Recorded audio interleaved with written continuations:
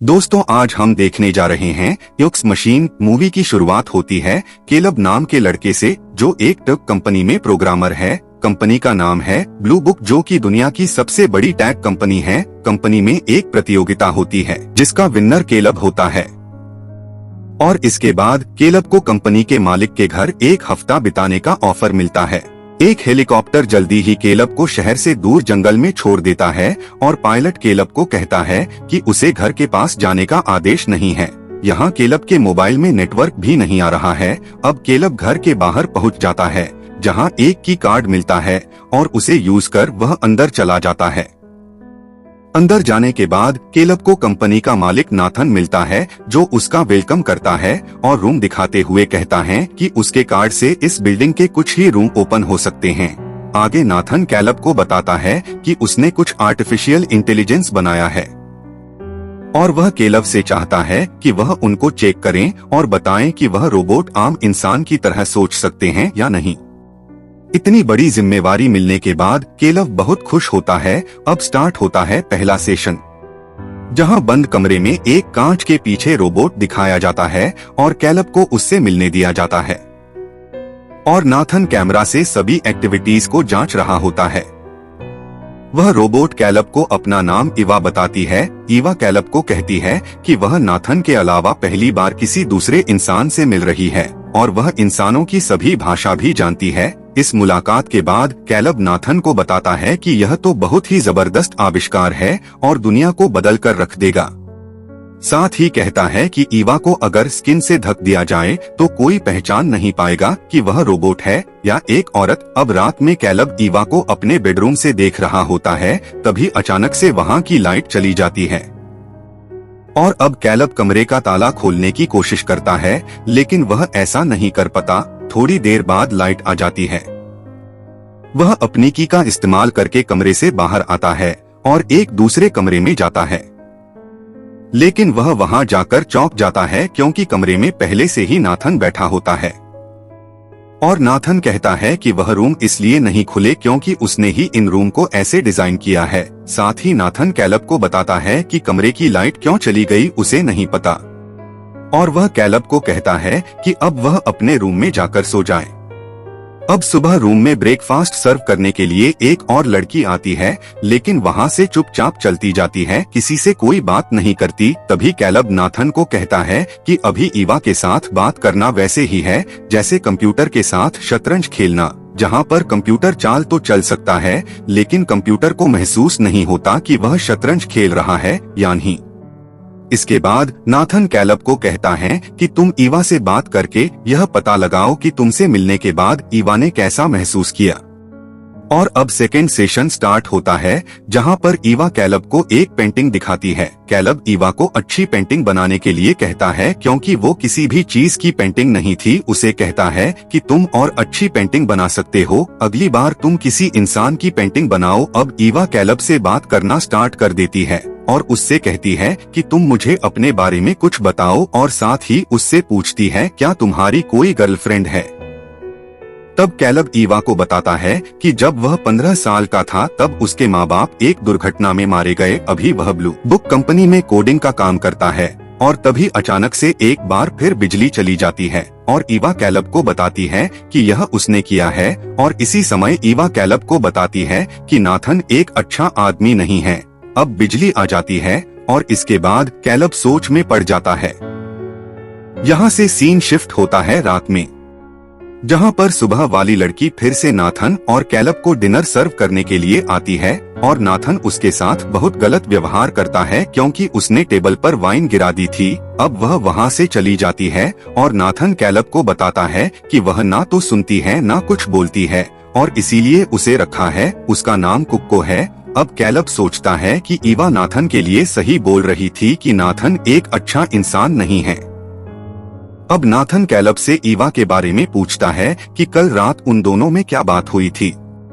तो Caleb Nathan से झूठ बोल देता है और कहता है कि कुछ खास बात नहीं हुई। इसके बाद अब रात को सोते समय फिर से ईवा को देखता है और लगता है जैसे उसे ईवा से प्यार हो गया है। अब सुबह नाथन कैलब को अपनी लैब में ले जाता है। इसके बाद नाथन कैलब को रोबोट का दिमाग दिखाता है, साथ ही बताता है कि दिमाग को ब्लू बुक के सर्वर पर जो डेटा है उसकी जानकारी से बनाया है। इसके द्वारा ही वह रोबोट को कंट्रोल करता है।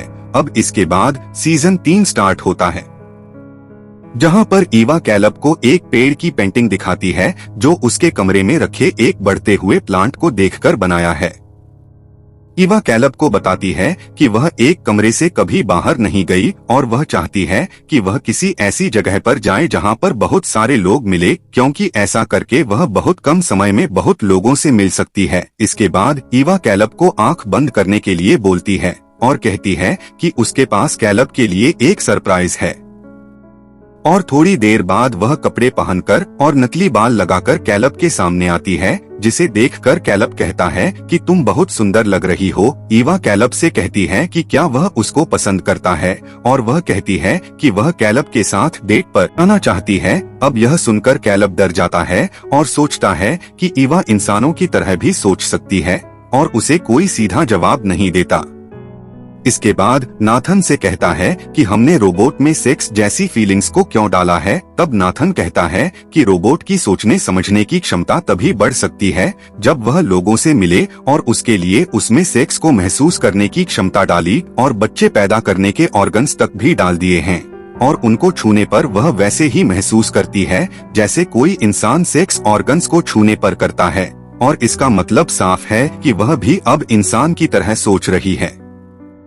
नाथन बताता है कि यह एक इशारा है जहां उसका आर्टिफिशियल इंटेलिजेंस इंसानों की तरह सोच रहा है और कहता है कि ईवा की लाइफ में नाथन पहला इंसान था जो उसके पिता की तरह है। अब दूसरा इंसान कैलब है जिसे देखकर उसकी सेक्स फीलिंग्स बाहर आ रही है। सीजन 4 स्टार्ट होता है। अब कैलब ईवा से मिलता है और कलर के बारे में बात करता है और पहली बार बिल्डिंग से बाहर ले जाती है, जहां ईवा कहती है कि उसको कलर्स के बारे में सब पता है, लेकिन उन्हें देखकर कैसा महसूस होता है यह पहली बार फील किया है। अब दोनों अंदर जाते हैं और इलेक्ट्रिसिटी एक बार फिर चली जाती है।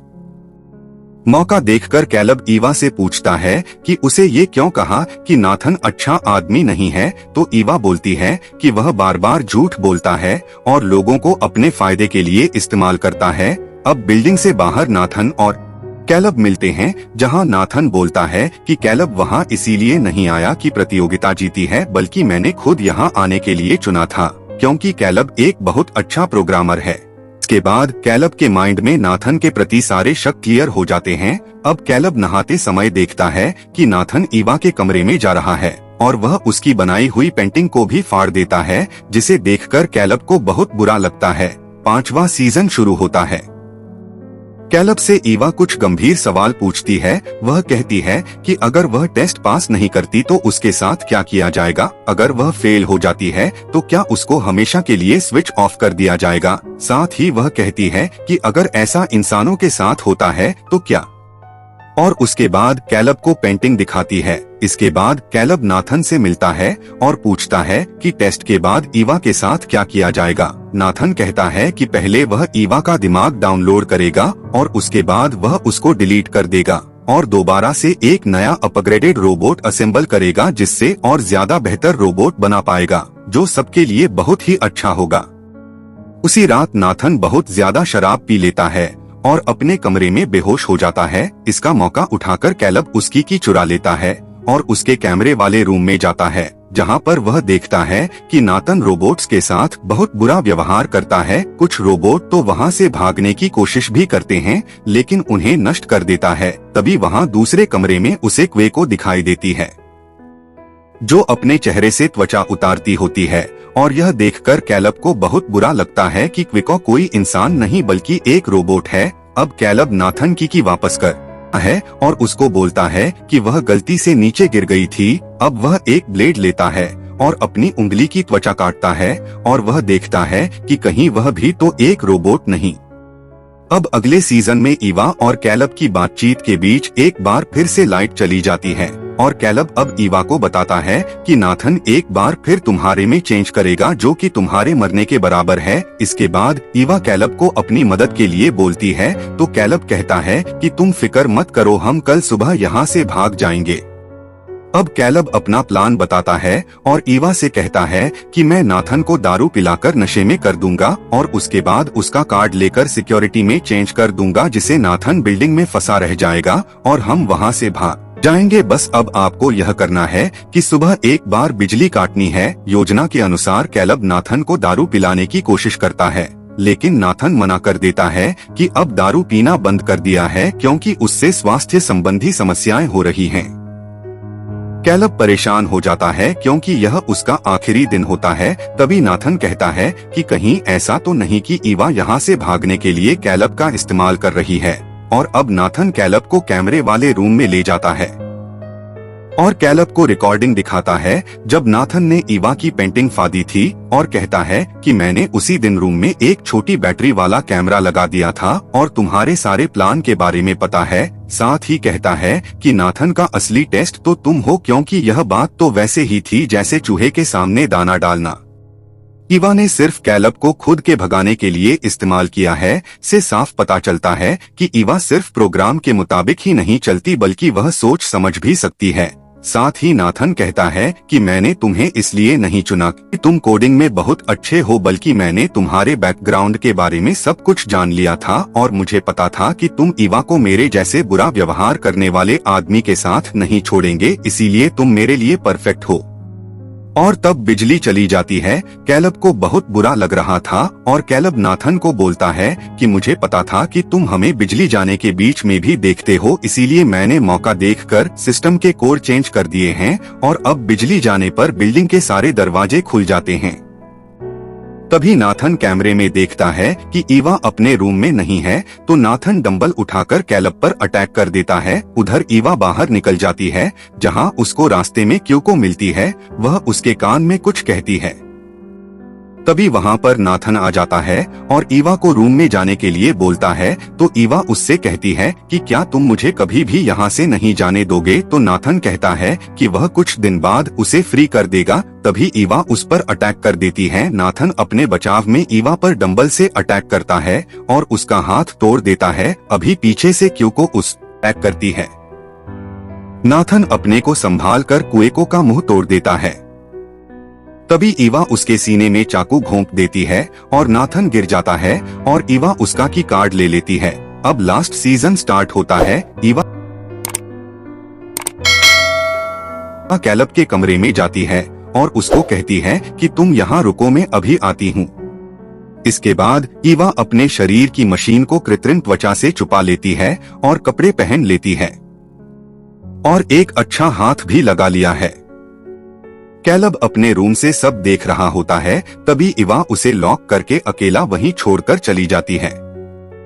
कैलब आवाज देता है लेकिन वो सुनती नहीं। अब ईवा पहली बार बाहर आती है और बाहर की दुनिया देखकर चौंक जाती है। उधर कैलब कंप्यूटर हैक करने की कोशिश करता है लेकिन कुछ कर नहीं पाता। उधर नाथन की बॉडी देखकर बहुत डर जाता है। उधर ईवा देखती है कि वहाँ एक हेलीकॉप्टर कैलब को लेने आया था, लेकिन ईवा पायलट को बातों में फंसाती है और वहाँ से हेलीकॉप्टर लेकर निकल जाती है।